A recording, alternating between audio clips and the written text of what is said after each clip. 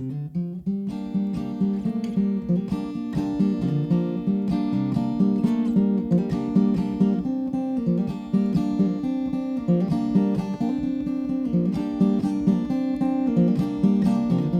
Valerie June, and I am from Tennessee originally, born and raised in Jackson, Tennessee, and grew up in Humboldt, Tennessee, which is a cousin to Jackson. And then I headed to Memphis when I was 18.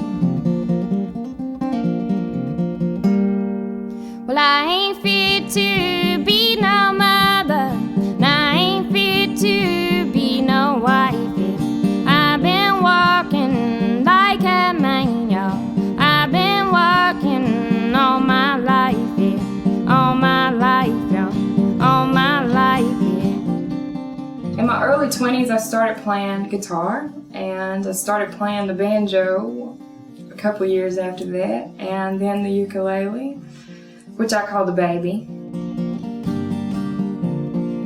I put out a few records. I call them bootleg or bedroom recordings. It was just whatever money I had set aside, $500 to go in and get some time in the studio and just hammer it out with me and my instrument. Around about that time, I had moved to New York City, and I was playing all over at different blues clubs, Rockwood Music Hall, and Terror Blues, and all over up there, and going back and forth from New York to Memphis. And that was kind of what I did for about 2 years. A working woman for real.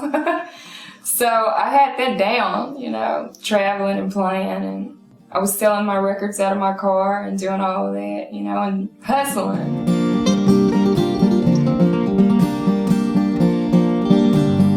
Lord, you know I'm a good-looking woman. Lord, you know I'm a good-looking girl. And so when I finally got enough with Kickstarter to make a real record, I did. I was able to make this record, Pushing Against the Stone, and it's just unbelievable where it's taken me. I mean, I was backstage in Belgium and hanging out and got to meet Robert Plant and talk to him for an hour about Mississippi blues music.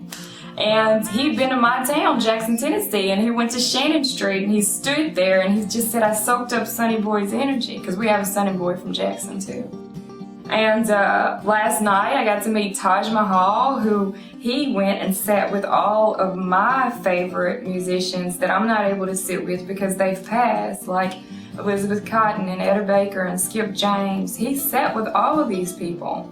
So I felt like he was, the stories that he was telling me, he was giving me the tradition and the, you know, telling me about the ancestors. And so talking to Taj and hearing him and hearing how when he was 20 he had the same passion that I have for learning about this music and remembering these people, it just really gave me a lot of enthusiasm and energy to continue on my path and continue studying and carrying traditions wherever I can. I don't want to, you know, repeat anything that's been done because you have to put your own spin on it. That's why it's folk. But I do want to honor them in every way I can.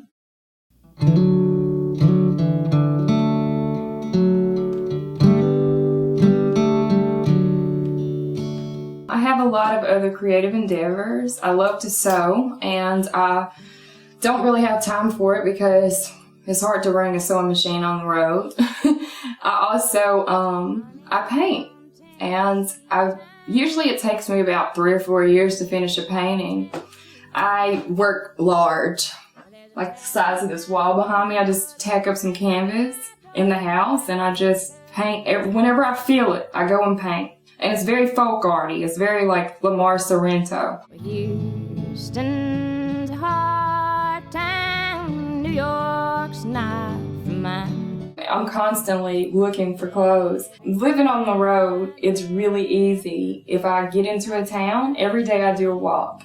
And a lot of the venues are, they're in hip areas. So I'm on my walk, and I have a wandering eye when it comes to clothes. And I'll be like, wait a minute, there's a cool vintage shop. I have to go in there. And I just go in and dig real quick.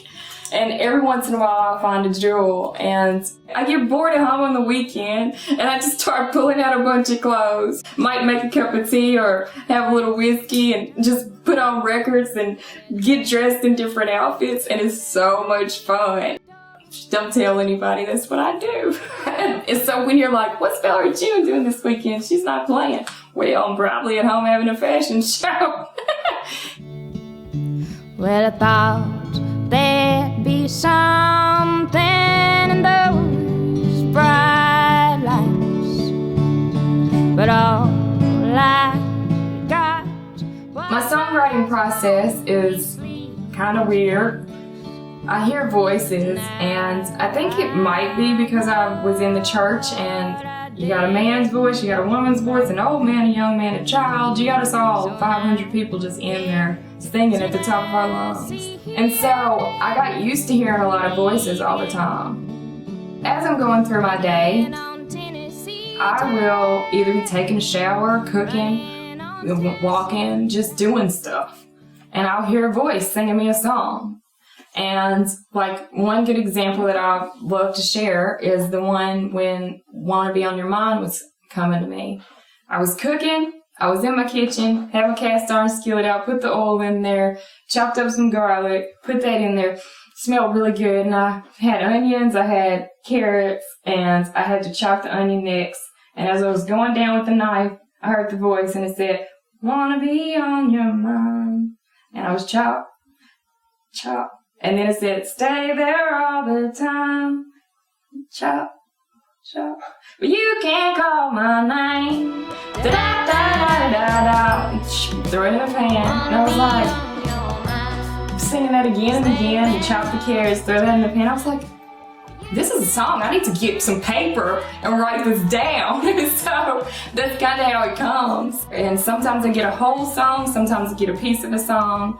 And so with that one, I didn't get the music, I only got the lyrics, and I got only that little part, "Wanna Be on Your Mind." But then when I got with Dan in the studio and he was playing, he opened the key for the other parts of the song to come through to me. So as I was sitting there, I sang him the part that I already had, and it went well with what he was playing. And as I was sitting there, I heard the rest, and I saw the story. I saw it like a little movie.